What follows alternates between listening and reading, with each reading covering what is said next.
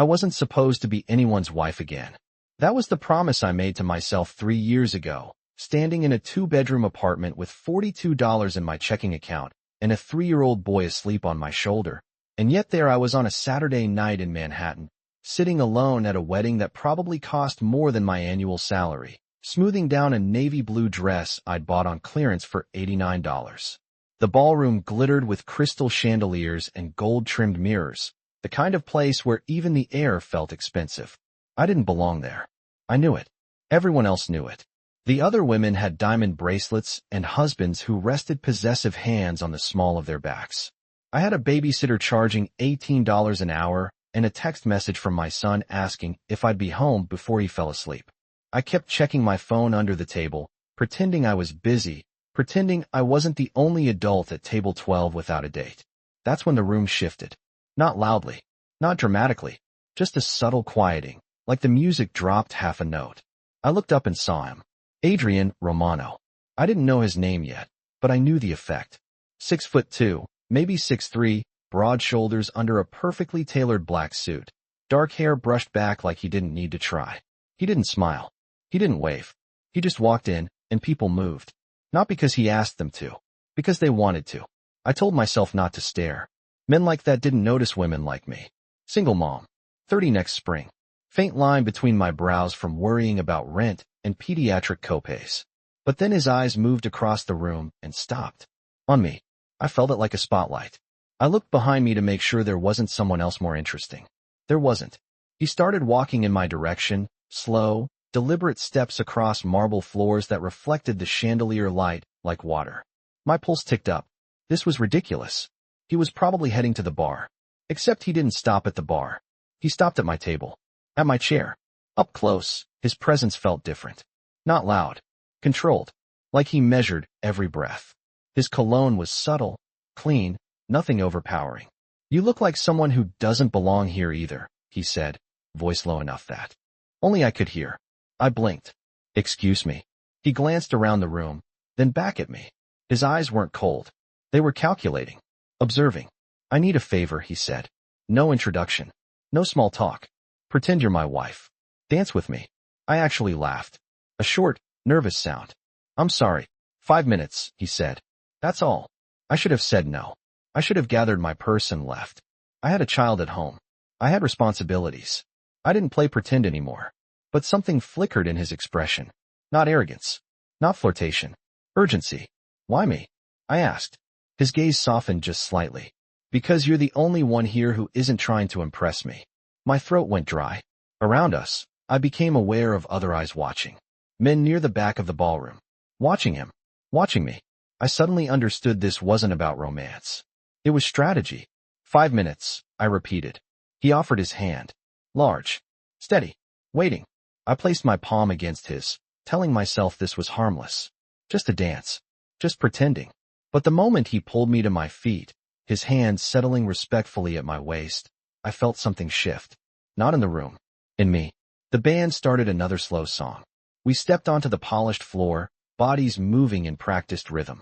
He guided without forcing, firm but careful, like he was aware I could walk away if I chose to. Stay close, he murmured. I did. Not because he ordered me to. Because I suddenly felt safer within the circle of his arm than I had sitting alone. My heart beat against my ribs, steady but loud. I didn't know who Adrian Romano really was. I didn't know why powerful men across the room were narrowing their eyes at us. All I knew was that for the first time in 3 years, I didn't feel invisible. And when he leaned slightly closer and said, almost under his breath, "Thank you, Claire," I froze, because I had never told him my name. My name sounded different in his mouth, like he had been holding it for a while and finally decided to let it go. I stiffened slightly in his arms, my fingers tightening against his shoulder. How do you know my name? I asked, keeping my voice calm even though my thoughts were racing. The music swelled around us, violins and piano blending into something slow and elegant, but my heartbeat was louder than all of it. He did not hesitate. You were on the guest list, he said smoothly. I make it a habit to know who is in the room. That answer should have reassured me. It did not. His hand remained steady at my waist, respectful, never crossing a line, but there was an awareness in his touch. Not ownership. Protection. I became conscious of the men across the ballroom again. Two of them stood near the bar, their suits darker than everyone else's, their attention too focused. One of them spoke into his phone, eyes never leaving us. Is this about them? I asked quietly. Adrian's jaw tightened almost imperceptibly. It is about perception, he replied. Appearances matter tonight. And I am part of the appearance. I tried to keep the edge out of my voice, but it slipped through. He looked down at me then, really looked at me, and something in his expression shifted. Less calculation, more honesty. You are the safest choice, he said. You have nothing to gain from pretending. I swallowed. He was not wrong. I did not want money. I did not want influence.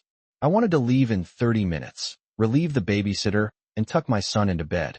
The thought of Ethan grounded me instantly. I have a child, I said without thinking, as if that was a warning. His gaze softened again. I know. My breath caught. How? He guided us into a slow turn, the chandelier light scattering across his dark hair. Your son attends Brookside Elementary, he said quietly. 2nd grade. Excellent reading scores. The world narrowed to the space between us. You researched me. It was not a question. I ensure the safety of events I attend, he answered. Backgrounds. Families. It is routine. I should have been angry. I should have pulled away. Instead, an unexpected flicker of reassurance settled in my chest.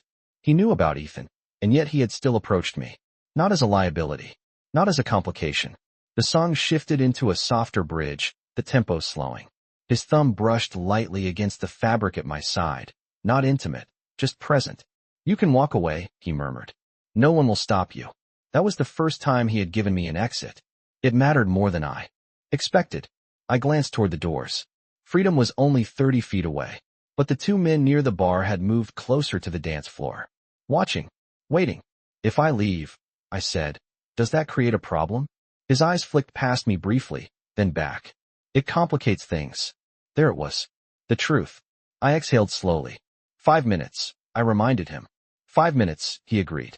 We continued moving, smooth and unhurried, like any other couple at a wedding reception. From the outside, we probably looked convincing. His hand firm at my waist, my palm resting against his shoulder. But inside, I felt the tension humming under his calm exterior. Why tonight? I asked. Why do you need a wife tonight? A faint smile touched his lips, but it did not reach his eyes. Because someone wants me publicly aligned with a different woman, he said. And I do not. The implication hung between us. Politics. Alliances. Expectations. I understood more than I wanted to. So, I am a statement, I said softly. You are a distraction, he corrected. And perhaps a reminder. Of what? His gaze held mine. Of what normal feels like. The confession was so quiet I almost missed it. For a moment, the powerful man everyone else seemed to fear looked tired. Not weak, just tired. The song began to end, the final notes lingering in the air. His grip did not tighten, but I felt the shift in the room again. The men who had been watching us were no longer smiling. One of them stepped forward, adjusting his cufflinks with deliberate precision. Adrian leaned closer, his voice low enough that only I could hear. Stay beside me, he said calmly. No matter what is said, you are with me. I nodded before I could second-guess myself. Because suddenly this was no longer about pretending. It was about standing still in the center of something much larger than I had realized. And for reasons I could not explain, I trusted him. The man adjusting his cufflinks stopped 3 feet away from us, close enough that I could see the faint reflection of the chandelier lights in the polished silver at his wrists. He smiled, but it was the kind of smile that never quite reached the eyes. Adrian, he said smoothly, as if they were old friends meeting at a country club instead of in the middle of a charged ballroom. Adrian did not release me. His hand remained steady at my waist, grounding without gripping. Michael, he replied, equally calm. No raised voices. No dramatic tension. Just two men speaking quietly while the air between them tightened. I became aware of how visible I was, standing beside him in a dress that suddenly felt too simple for this room. Michael's gaze shifted to me, assessing, curious. And you are, he asked. I opened my mouth, but Adrian answered first. My wife. The word landed differently this time. Not a request. A declaration. My heart thudded once hard. Michael's eyebrow lifted slightly. I was not aware you were married. Adrian's thumb brushed lightly against my side, a silent reminder to stay still. There are many things you are not aware of, he said evenly. The music in the background changed to something faster, guests returning to laughter and conversation, but our small circle remained suspended in a quieter world.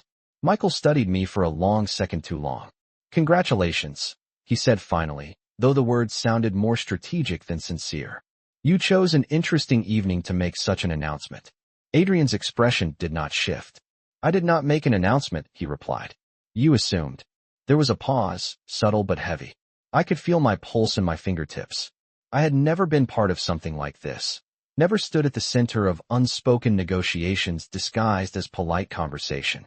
You should join us at the table, Michael suggested, gesturing toward a cluster of men near the front of the ballroom. We were just discussing future alignments. The word alignments sent a quiet chill through me. Adrian's hand slid from my waist to my lower back, guiding me slightly behind his shoulder. Protective. Controlled.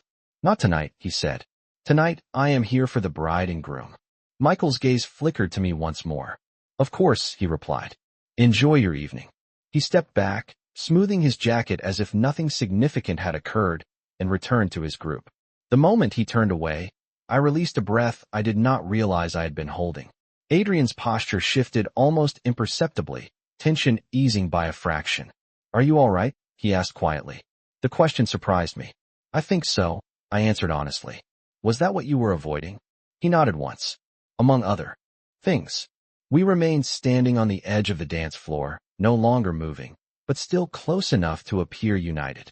You could have told him the truth, I said. That I am not your wife. His gaze softened again, the intensity giving way to something more human.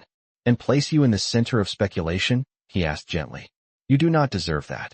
The sincerity in his voice unsettled me more than the confrontation had. You barely know me, I said. I know enough, he replied. The band began another slow song, couples returning to the floor. He did not immediately ask me to dance again. Instead, he studied my face as if weighing something important. You said you have a son, he said after a moment. Yes. Is he waiting for you tonight? I nodded. He asked if I would be home before he fell asleep. Something in Adrian's expression shifted at that. Not jealousy, not calculation, something almost wistful. Then I will not keep you much longer, he said. The statement caught me off guard. That is it. I asked before I could stop myself. 5 minutes, and we go back to being strangers? His lips curved slightly. Do you want to be strangers? The question lingered between us, quiet but undeniable. I hesitated. I should have said yes. I should have stepped back, thanked him for the dance, and walked toward the exit where my normal life waited. But normal suddenly felt smaller than it had an hour ago. I do not know, I admitted. He extended his hand again, palm open, not demanding. Then one more dance, he said softly. Not for them. For us. And against every careful rule I had built around my heart, I placed my hand in his once more. His hand closed around mine again, slower this time, like he was giving me space to change my mind. I did not. The music softened into something almost fragile, piano keys drifting through the ballroom like quiet rain. He drew me back onto the floor, but this time there was no audience in my mind, no men watching from the bar, no unspoken negotiations. Just the steady rhythm of his breathing and the warmth of his palm against mine. For us, he had said, and I was not sure when that word started to matter.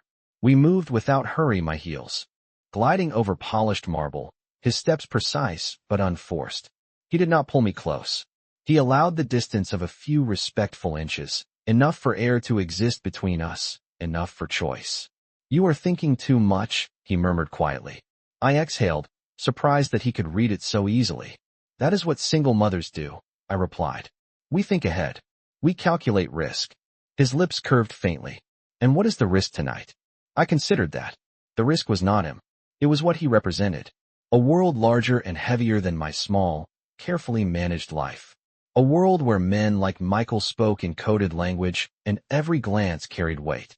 The risk is forgetting who I am, I said honestly. His expression shifted, the smallest crease forming between his brows. And who are you? The question should have been simple. Instead it caught somewhere deep in my chest. I am Ethan's mother, I said first. I work part-time at a dental office. I pack lunches. I budget grocery lists down to the dollar. I do not belong in rooms like this. He listened without interrupting, his focus unwavering. "You belong wherever you decide to stand," he said after a moment. The certainty in his tone unsettled me again. No hesitation, no doubt, as if belonging was not granted by others, but claimed. The song reached a gentle rise, and he guided me into a slow turn, our hands lifting briefly between us. I felt lighter in that spin, almost untethered from the careful walls I had built over the last 3 years. When I faced him again, something in his gaze had softened further. "Why did you really choose me?" I asked. Not the polite answer. He held my eyes for a long second. "Because you looked at the dance floor like you were somewhere else," he said. "Not lonely, just distant. And I know what that feels like." That answer lingered. It was not about strategy. It was recognition. The music faded into its final notes, applause rising softly around us as other couples slowed to a stop. He did not release my hand immediately. "Claire," he said quietly. "My name again. Steady. Familiar now." I meant what I said. "You can leave at any moment." I glanced toward the exit doors once more. 30 feet. A straight line back to my car. To the babysitter, to Ethan's small bedroom with glow in the dark stars on the ceiling. Safety. Routine. Predictability. I should have walked away. Instead I asked, "If I stay for 10 more minutes, does it change anything?" A faint spark appeared in his eyes. "It changes everything," he said softly. I felt the weight of that statement settle between us. Not dramatic. Not exaggerated. Just true in a way I could not explain. Around us, the ballroom returned to its hum of laughter and clinking glasses, but I sensed the earlier tension had shifted. The men near the bar were no longer watching so intently. Whatever message Adrian had intended to send had been received. "Then 10 more minutes," I said. His hand lowered from mine, but he did not step away. Instead, he moved slightly to my side, positioning himself so that we stood shoulder to shoulder rather than face to face. United, but not displayed. "Tell me about Ethan," he said quietly. The request surprised me more than any strategic conversation could have. "He loves dinosaurs," I replied, my voice softening automatically. "He insists he will become a paleontologist. He corrects my pronunciation of Tyrannosaurus rex." Adrian's smile this time was genuine, not measured, not political. "That is an excellent ambition," he said. "The world needs men who study history instead of repeating it." I glanced at him then, trying to reconcile the composed man in a tailored suit with the one who spoke about children with quiet sincerity. "You are not what I expected," I admitted. His gaze met mine steadily.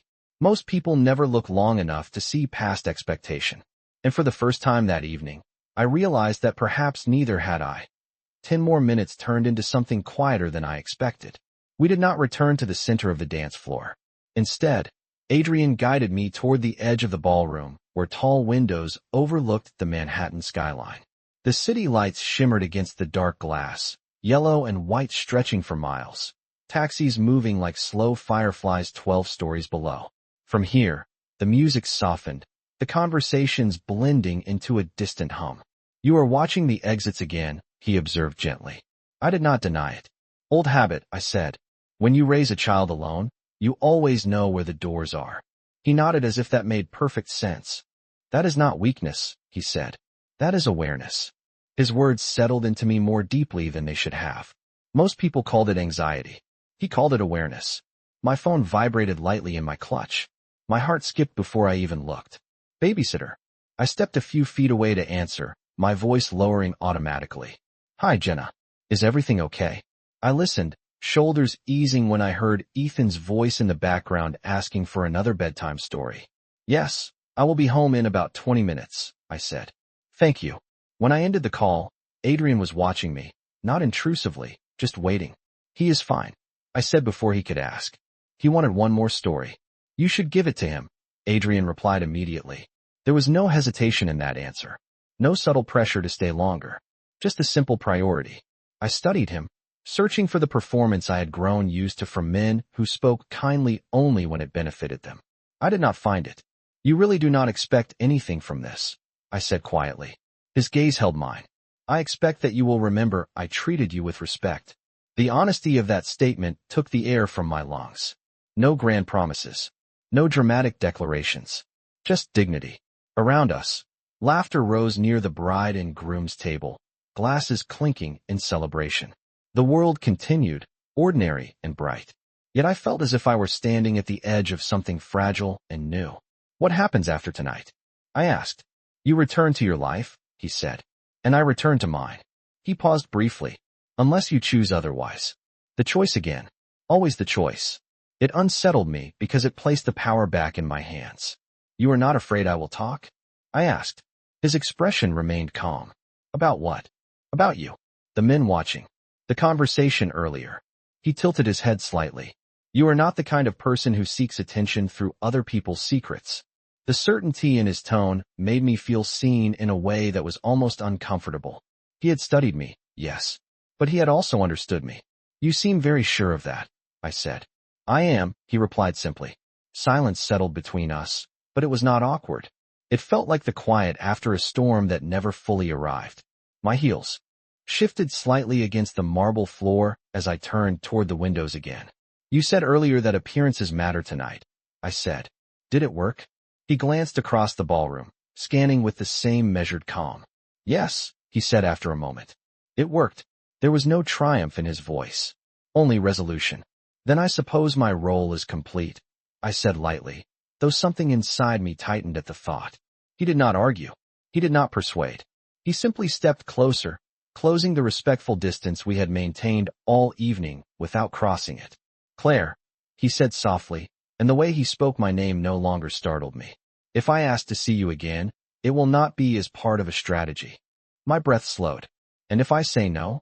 He gave the faintest smile. Then I will accept that. The simplicity of it made my chest ache in a way I did not expect. Outside the window, a siren wailed faintly somewhere in the city, then faded. Life moving forward, indifferent to private crossroads. I checked the time on my phone. 10 minutes had passed. Maybe more. I have to go, I said finally. He nodded once. No disappointment. No resistance. Just acknowledgement. He reached for my hand one last time, lifting it gently, not to claim, not to display, but to hold for a single quiet second. Drive safely, he said, and read him the story. I felt my heart steady in my chest as I withdrew my hand. I had come to this wedding invisible. I was leaving scene, and as I turned toward the exit, I realized something that unsettled me more than anything else that night. I hoped this was not goodbye. I felt his eyes on me all the way to the exit. Not heavy, not possessive, just present. The ballroom doors closed behind me with a muted click, sealing off the warmth, the music, the glittering lights. The hallway outside felt cooler, quieter, lined with tall mirrors and soft gold sconces. My reflection startled me. I looked different. Not because of the navy dress or the soft curls I had spent 30 minutes attempting in my bathroom mirror earlier that evening. I looked steadier, as if something inside me had shifted a few inches into alignment. I pressed the elevator button and waited, my pulse finally settling into a normal rhythm. When the doors opened, I stepped inside alone. The descent from the 12th floor to the lobby took less than a minute, but it felt like a transition between worlds. Upstairs, there had been strategy, tension, quiet power moving beneath polite smiles. Downstairs, there was marble flooring, a doorman in a pressed uniform, and the hum of traffic through revolving glass doors. I stepped out into the Manhattan night, cool air brushing against my bare arms. The city smelled like rain even though it had not rained. Taxis rolled past in steady streams, headlights cutting across the sidewalk. I paused for half a second, scanning the street automatically. Old habit. Doors. Exits. Awareness. I almost smiled at the thought of his words. That is not weakness. That is awareness. A black sedan idled near the curb, and for a brief second my heart jumped before I told myself not to be dramatic. It was New York. There were hundreds of black sedans.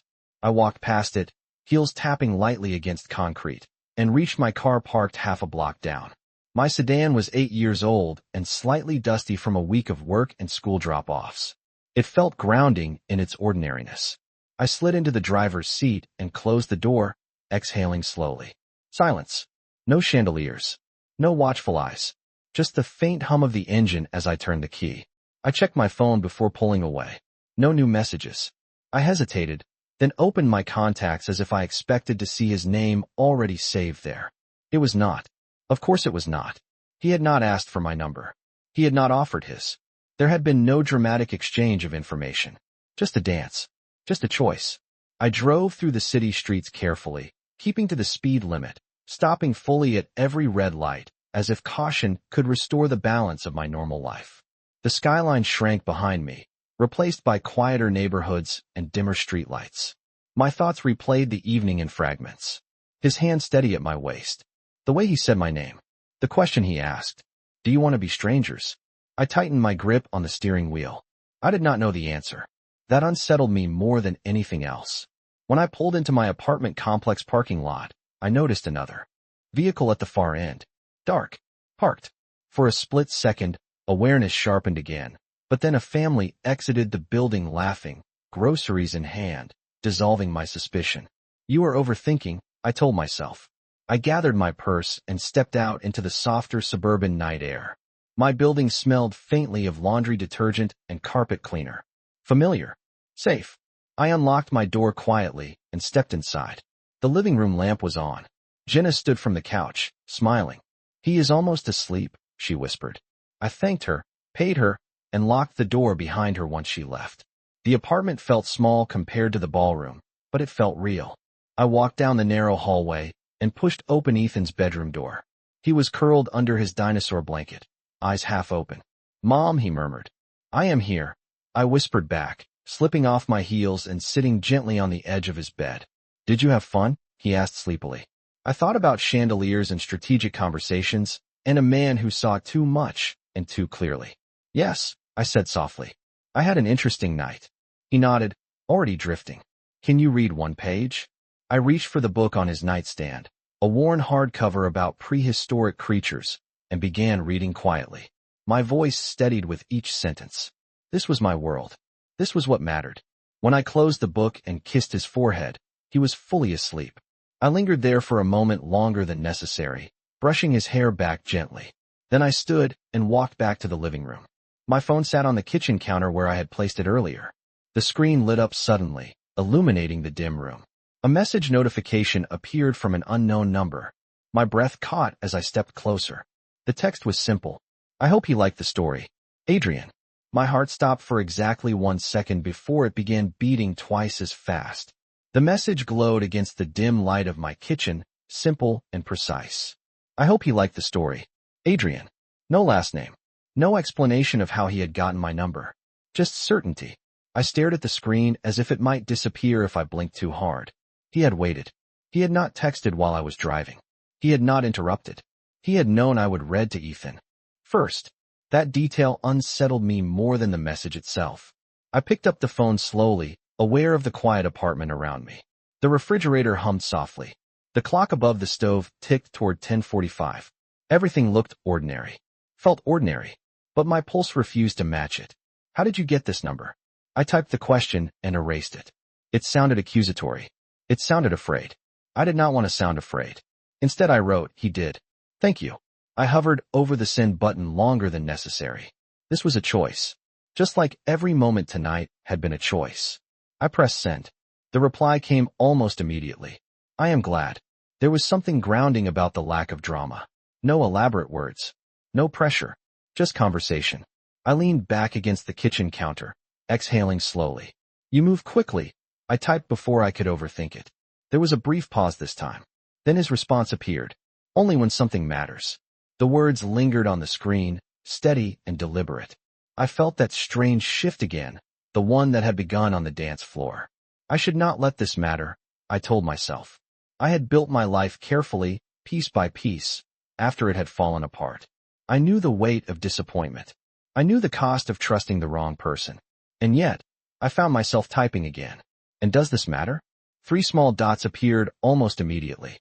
Yes, the directness made my breath catch. There was no embellishment, no persuasive language, just truth offered without force. I moved from the kitchen to the living room couch, tucking my legs beneath me. The navy dress rustled softly against the fabric. A few hours ago, I had felt invisible in it. Now it felt like proof that something unexpected could still happen in my life. You barely know me, I wrote. I know enough, he responded. The same words he had spoken earlier by the window. I found myself smiling before I could stop it. That is a dangerous sentence, I typed. There was a longer pause this time, and I imagined him somewhere in the city, jacket off, phone in hand. equally aware of the thin line we were walking. I am not asking you to trust me. His reply finally came. I am asking you to see me again. The simplicity of that request disarmed me. No grand invitation. No flashy plans. Just presence. My gaze drifted toward Ethan's bedroom door at the end of the hallway. Closed. Safe. My world. Could I step into something new without jeopardizing that safety? That was the real question. If we meet again, I typed slowly, it will be in daylight. Public. And on my terms. The response came without hesitation. Of course. Where do you feel comfortable? I considered the places in my routine. The small coffee shop near Brookside Elementary. The park with the dinosaur playground Ethan loved. Neutral ground. Familiar. The coffee shop on Maple Avenue, I wrote. Saturday at 10 in the morning. There was a brief silence before his answer appeared. I will be there. Claire. My name again. Not possessive. Not claimed. Just spoken with intention.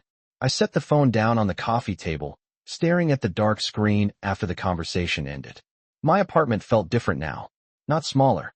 Just full of possibility I had not anticipated when I left for the wedding earlier that evening. I stood and walked toward the hallway, pausing outside Ethan's door once more. I listened to the soft rhythm of his breathing. This was still my center. That had not changed. But maybe my life did not have to remain as narrow as I had made it. Maybe awareness did not mean isolation. I returned to the living room and glanced at my phone one last time before heading to bed. No new messages. No pressure. Just a quiet agreement for Saturday morning. As I turned off the lamp and let darkness settle around me, one thought echoed steadily in my mind. This was no longer about pretending. Saturday morning arrived too quickly and not quickly enough at the same time. I woke before my alarm, sunlight already slipping through the thin curtains in my bedroom, painting soft gold lines across the ceiling. For a moment I lay still, staring at the light, reminding myself that this was just coffee, just daylight, just a conversation in a public place where nothing dramatic could happen. Ethan padded into my room at 7:30 in dinosaur pajamas, hair sticking up in every direction. Are we going to the park today? He asked, climbing onto the bed beside me. I hesitated for half a second. The coffee shop on Maple Avenue was 2 blocks from the playground. Yes, I said carefully. We will stop by the park after. He grinned like that was the best news he had heard all week. By 9:45, we were walking down Maple Avenue together, his small hand wrapped around mine. The coffee shop came into view, brick exterior, chalkboard sign announcing pumpkin muffins and 12-ounce lattes. Ordinary. Safe. My pulse began to tick up anyway. Mom, Ethan said, tugging my sleeve. Why are you squeezing my hand so tight? I loosened my grip immediately. Sorry, I murmured. Awareness. Not weakness. The bell above the cafe door chimed as we stepped inside. The scent of espresso and warm sugar wrapped around us. Families filled the small wooden tables. College students hunched over laptops near the window. I scanned automatically. Exits. Corners. Then I saw him. Adrian stood near the counter, no suit this time. Dark jeans. A fitted charcoal sweater. Simpler. More human. He looked taller in daylight somehow, less shadowed. When his eyes found mine, something steadied in his expression. He did not approach immediately. He did not rush. He waited until I had closed the door fully behind us. Respecting the space. Respecting the moment. Good morning, Claire, he said, voice calm, almost softer than it had been in the ballroom. My name sounded different here. Less charged. More real. Good morning, I replied, aware of Ethan beside me. Adrian's gaze lowered gently. And this must be Ethan. My heart skipped. Not because he knew. I already knew he knew. But because of how he said it. Not as a fact. As an introduction. Ethan studied him with open curiosity. Are you tall because you drink coffee? He asked bluntly. I nearly choked on a laugh. Adrian smiled fully this time, the expression transforming his face. That might help, he said seriously. But I suspect dinosaurs have better advice. Ethan nodded approvingly, clearly satisfied with that answer. The tension in my shoulders eased a fraction. We ordered drinks, and Adrian insisted on paying without making a spectacle of it. No flashy gestures. Just a simple nod to the barista. We chose a table near the window where sunlight spilled across the wood surface. Ethan immediately launched into a detailed explanation about the difference between a triceratops and a stegosaurus, complete with hand motions. I watched carefully, waiting for Adrian to lose patience or glance at His phone. He did neither. He listened, asked questions, nodded thoughtfully, as if this conversation mattered. After a few minutes, Ethan tugged my sleeve again. "Can we go to the park now?" he asked, already half out of his chair. I checked the time. 10:25. "Go ahead," I said gently. "Stay where I can see you." The playground was visible through the cafe window. He ran across the grass, joining a cluster of children near the swings. I exhaled slowly and turned back to Adrian. The daylight left no room for illusions. No chandeliers. No music. Just two adults sitting across from each other with paper cups between them. "You came," he said quietly. "You did too," I replied. A faint smile touched his lips. I said I would. Silence settled, but it was not heavy. Outside, Ethan climbed onto the jungle gym, fearless and bright. Adrian followed my gaze. "He trusts easily," he observed. "He has not learned otherwise yet," I said softly. Adrian's expression grew thoughtful. "I do not intend to give him a reason to." The words were simple, but they landed with weight. I studied him in the clear morning light, searching for the strategy one had sensed before. I saw something else instead. Intention. And maybe, just maybe, the beginning of something neither of us had planned. He did not look away when I studied him.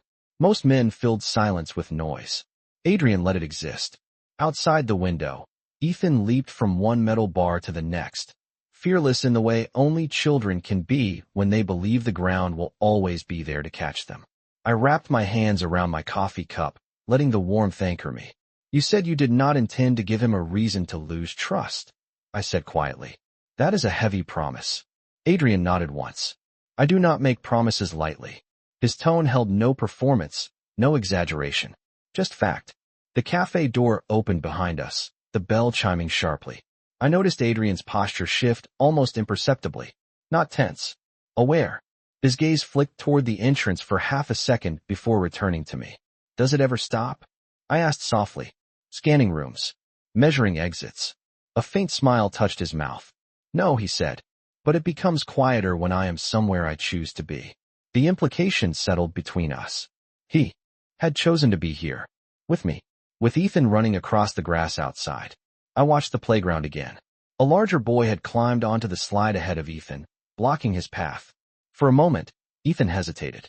Then he waited patiently until the other child moved. No pushing. No shouting. Just trust that his turn would come. "He is patient," Adrian observed.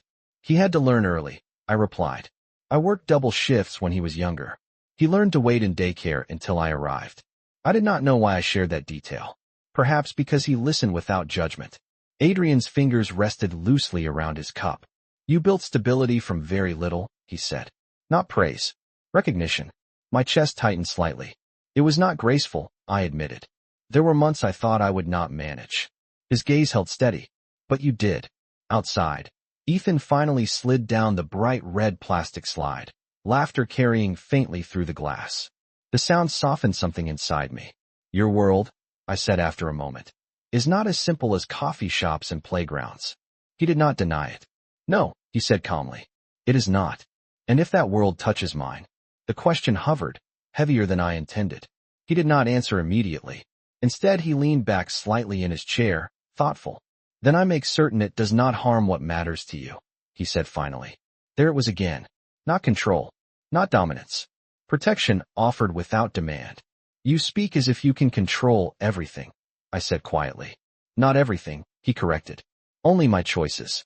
The clarity of that statement unsettled me in the best possible way.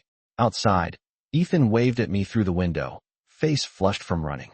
I waved back automatically. Adrian followed the exchange, something almost wistful in his expression. "Do you ever regret it?" I asked. "The life you chose." He considered the question seriously. "Regret is not useful," he said. "But I am aware of what it costs." His eyes shifted briefly toward Ethan, then back to me. "And what it cannot buy." The weight of that lingered. I thought of chandeliers and political alignments and men who watched too closely. I thought of this small table, paper cups, sunlight on worn wood. Two different worlds. One complicated.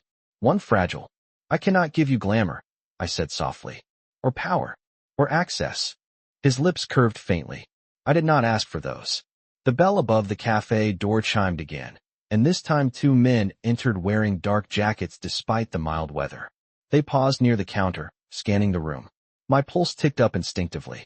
Adrian did not turn fully toward them. He did not stiffen, but I felt the air shift again, subtle and controlled. Do you know them? I asked under my breath. Yes, he said calmly. They are with me. I blinked. With you? He nodded slightly. They keep distance. Always. I glanced toward the men again. They were not staring. They were not approaching. Just present. A perimeter I had not noticed before. You brought them to a coffee shop near my son's school, I said, a quiet edge entering my voice. Adrian's eyes returned to mine immediately. Not near him, he corrected gently. Near me. The distinction mattered. He was not surrounding my world. He was managing his own within it. I exhaled slowly, forcing my shoulders to relax. Ethan ran back toward the cafe door, pushing it open with excitement. Mom, can he come to the park with us? He asked breathlessly, pointing at Adrian. The question landed like a test neither of us expected. I looked at Adrian. He did not answer first. He waited for me. Always the choice. I studied my son's hopeful face, then the man across from me who had stepped carefully into daylight without demanding space. For a little while, I said finally. Adrian stood smoothly, offering Ethan a steady hand as they headed toward the playground together. And for the first time since that wedding night, I realized this was no longer about risk. It was about what I was willing to build. The sunlight felt different once we stepped out of the cafe together. It was brighter than it had been earlier, warming the sidewalk, catching in Ethan's hair as he tugged Adrian toward the playground like they had known each other longer than 20 minutes. I followed a few steps behind, watching carefully, measuring every movement the way I always did when something new entered my son's world. Adrian did not try to lead. He allowed Ethan to set the pace, matching his shorter strides without impatience. When they reached the swings, Ethan climbed into one and looked up expectantly. Can you push? He asked. Adrian glanced at me first. Always that pause. Always the silent permission. I nodded once. Adrian stepped behind the swing and gave it a gentle push, controlled and steady. Not too high. Not reckless. Ethan's laughter cut through the crisp morning air, clear and unfiltered. Other parents stood nearby with coffee cups in hand, half watching their children, half scrolling through their phones. No one paid special attention to us. It was just a man pushing a child on a swing. Ordinary. I realized I was holding my breath and forced myself to exhale. Higher, Ethan called. Adrian increased the arc slightly, careful but confident. That is high enough, he said calmly after a moment. We keep it safe.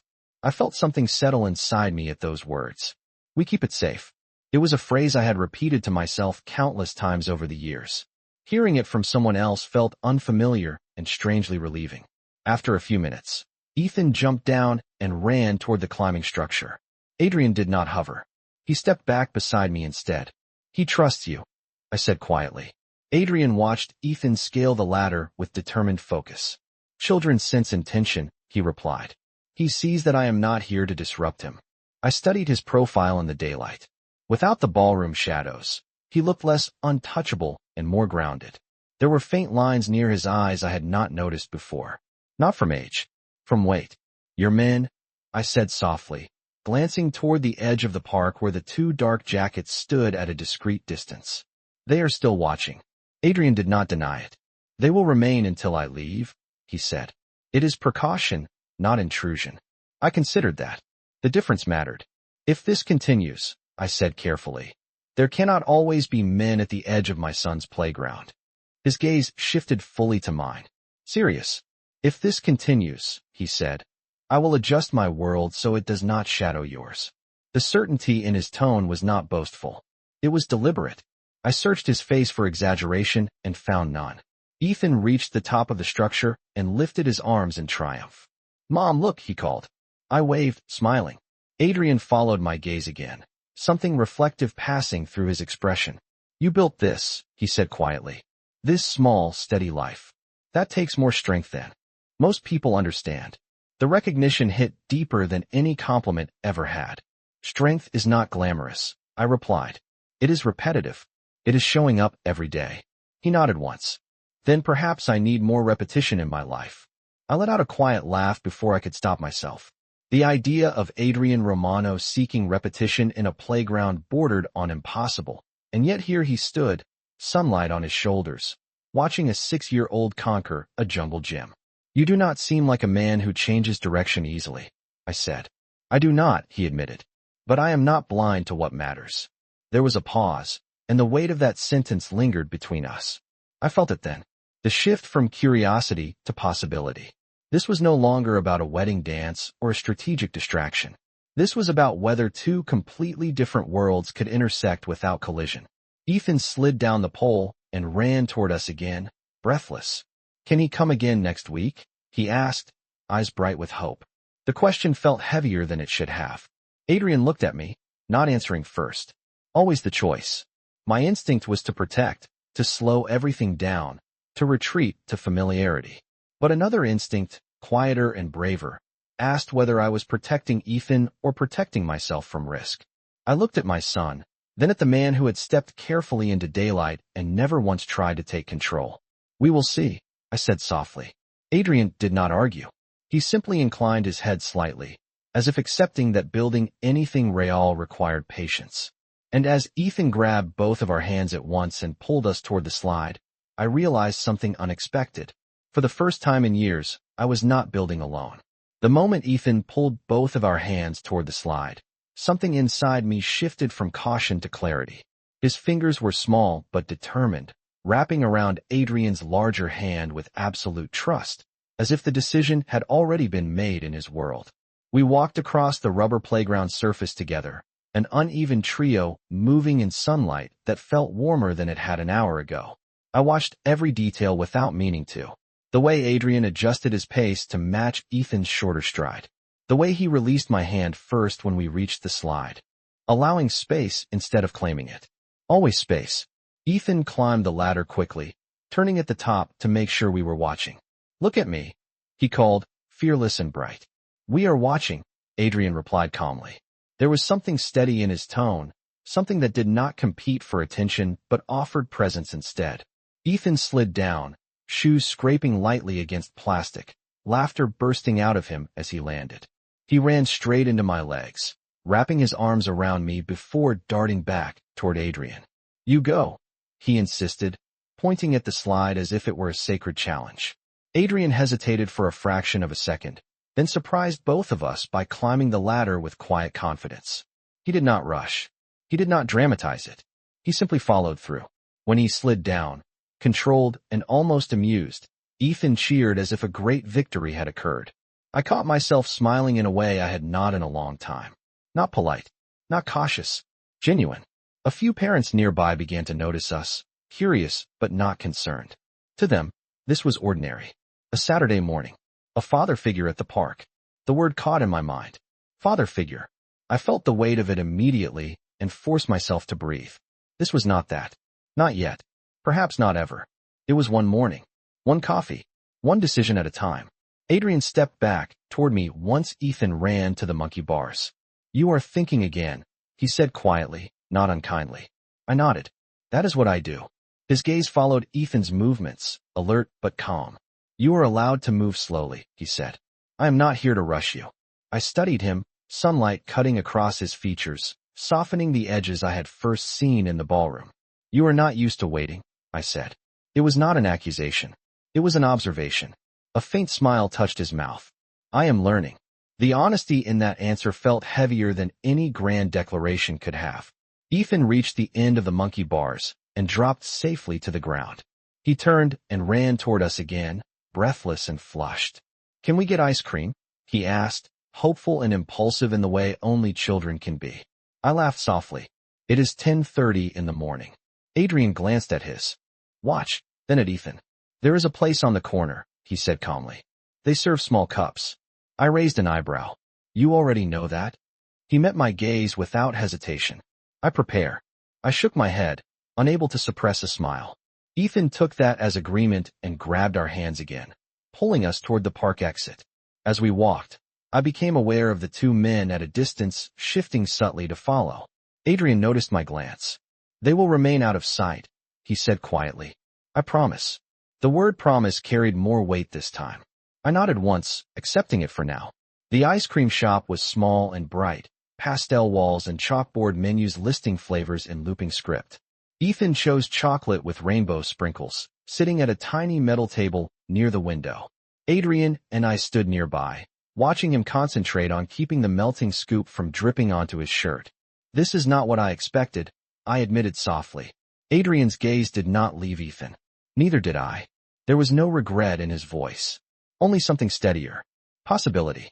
I leaned back against the counter, aware of the thin line we were walking. "If this continues," I said carefully, "it must remain simple for him." Adrian nodded without argument. "Then we keep it simple." Ethan looked up suddenly, grinning, chocolate smudged at the corner of his mouth. "This is the best Saturday ever," he declared proudly. I felt something in my chest tighten and expand at the same time. Best Saturday ever. It sounded fragile. It sounded dangerous. It sounded hopeful. Adrian glanced at me then, not asking for approval, not demanding certainty, just present. And as I watched my son laugh under the bright fluorescent lights of a small neighborhood ice cream shop, I realized something that both frightened and steadied me at once. This was no longer just about whether I was willing to build. It was about whether I was willing to let someone help me protect what I had already built.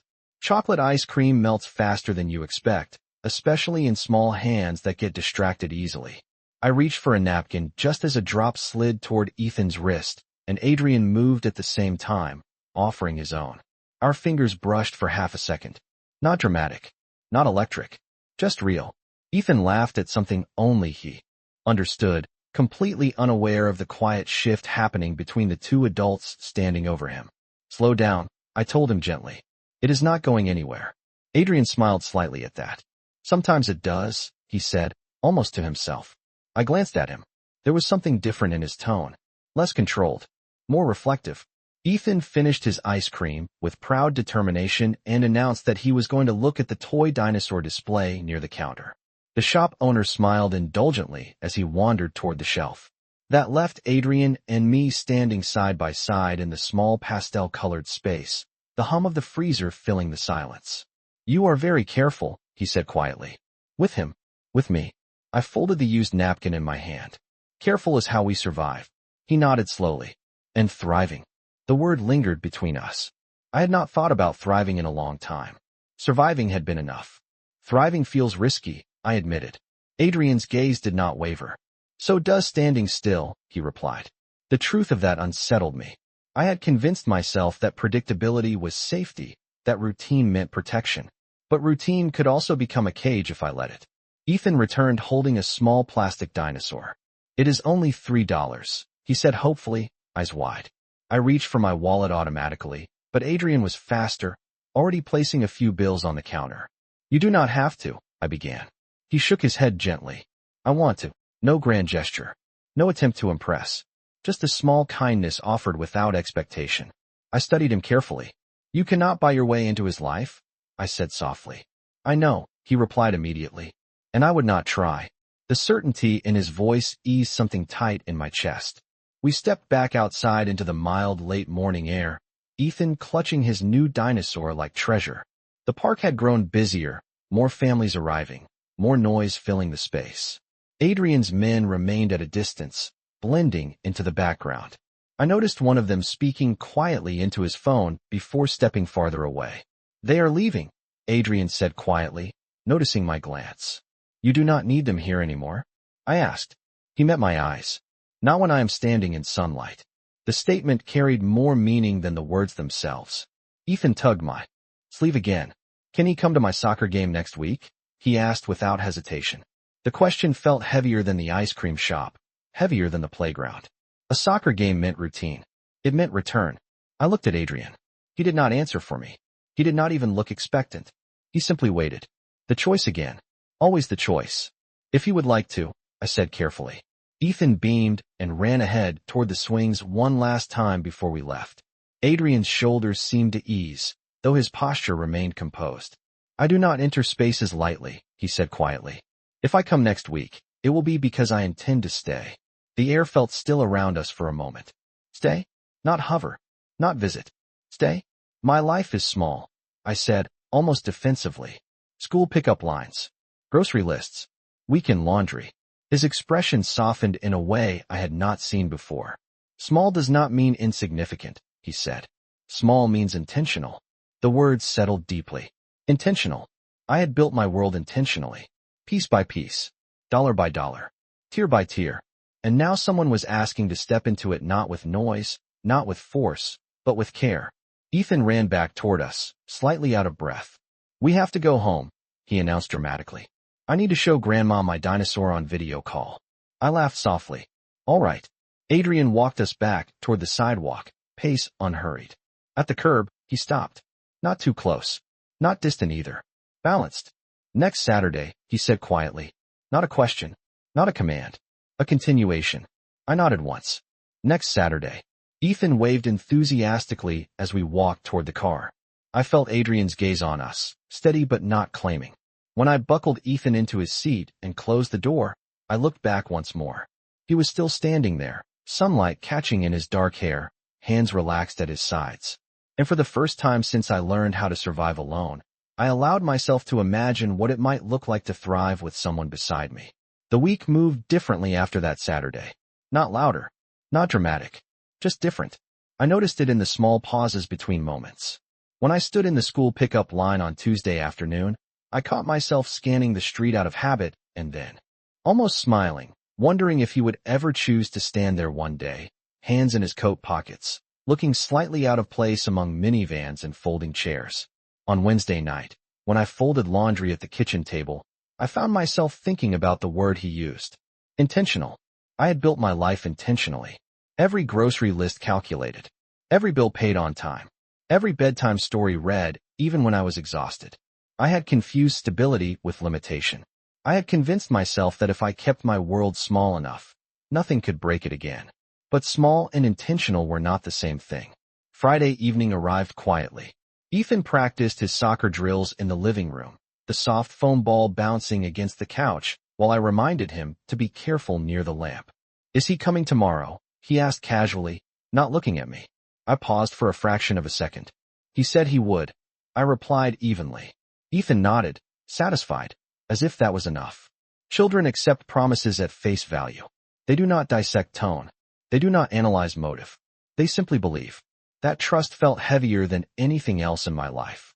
Saturday morning came crisp and clear, the kind of early fall day where the air feels sharp, but the sun still carries warmth. The soccer field stretched across a wide green park bordered by maple trees, just beginning to turn orange at the edges. Parents unfolded camping chairs along the sidelines, coffee cups balanced on the grass. I helped Ethan lace his cleats, tying the double knots I always did. "You will stay the whole game, right?" he asked softly. I brushed a hand through his hair. "I always do." He smiled and ran toward his team. I stood slowly, scanning the field. Old habit. Awareness. My pulse ticked slightly faster than usual, but not from fear. From anticipation. Then I saw him. Adrian stood at the far end of the sideline, dressed simply in dark jeans and a light jacket, hands relaxed at his sides. No visible entourage. No shadow of men standing guard. Just him. He did not wave dramatically. He did not step forward immediately. He waited until our eyes met. A silent acknowledgement passed between us. He had adjusted his world. For this. For a child's soccer game on a field that smelled faintly of cut grass. And sunscreen. He walked toward me at an unhurried pace. "Good morning," he said softly. "You came," I replied. It sounded small, but it meant everything. "I said I would," he answered, steady as ever. The whistle blew, and the game began in a flurry of small sneakers and uneven passes. Ethan chased the ball with complete focus, occasionally glancing toward the sideline to make sure we were watching. We were. Adrian stood beside me, not too close, not distant either. Balanced. Intentional. "There are no men in dark jackets today," I said quietly, keeping my eyes on the field. "No," he replied. "There is no need." I glanced at him. "You are certain?" His jaw set gently. "When I stand here, I am not the man from that ballroom. I am simply Adrian." The distinction mattered more than he probably realized. A cheer rose from the parents as Ethan managed to tap the ball toward the goal. It was not perfect. It was not powerful, but it crossed the line. Ethan's face lit up like he had conquered the world. He looked straight at us, searching. I raised both hands in celebration without thinking. Adrian did the same. In that moment, there was no strategy, no calculation, just pride shared openly. As the game continued, I felt something settle fully inside me. This was not about glamour or danger or the thrill of stepping into something unpredictable. It was about presence, about showing up where it mattered. When the final whistle blew, Ethan ran toward us breathless and grinning. He threw his arms around my waist first, then hesitated before looking up at Adrian. Adrian crouched down slightly, meeting him at eye level. "You played well," he said simply. Ethan beamed as if he had been handed a trophy. I watched them together, the sunlight catching in Ethan's hair and softening Adrian's features, and I understood something I had been resisting since that first dance. Power does not always announce itself with noise. Sometimes it stands quietly on a soccer field at 10 in the morning and chooses to stay. And for the first time in a long time, I was not afraid of building something that might actually last.